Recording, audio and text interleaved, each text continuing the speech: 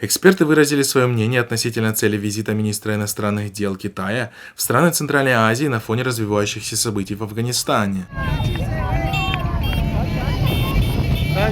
По их мнению, в Таджикистане, Узбекистане и Туркменистане могут появиться бойцы китайских частных военных компаний. Об этом пишет Eurasia Today.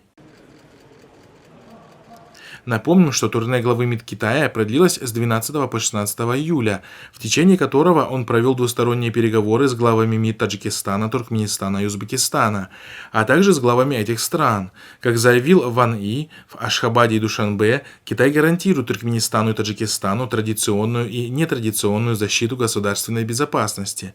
О поддержке Пекина он сообщил и в Ташкенте, куда прибыл 15 июля с двухдневным визитом.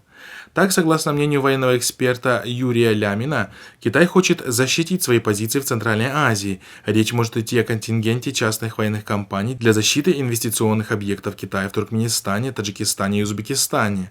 В этом и состоит цель визита Ван И в эти страны, считает эксперт. В небольшом количестве китайские ЧВК присутствуют в той же Африке, а в странах Центральной Азии китайский бизнес добывает полезные ископаемые. Скорее всего, речь об этих объектах, отметил он.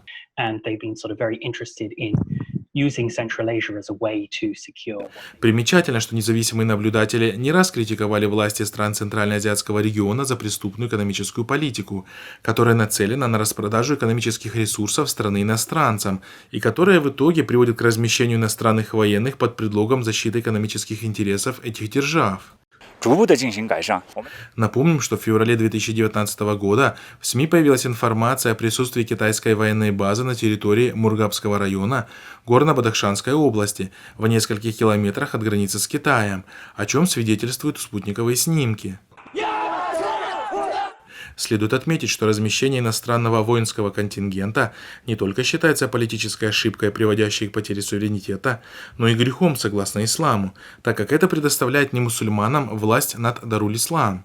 В статье 190 Конституции, которую подготовила одна из исламских политических партий, говорится: совершенно запрещено заключение каких бы то ни было военных договоров и пактов, а также связанных с ними политических договоров и заключение соглашений об аренде военных баз и аэродромов.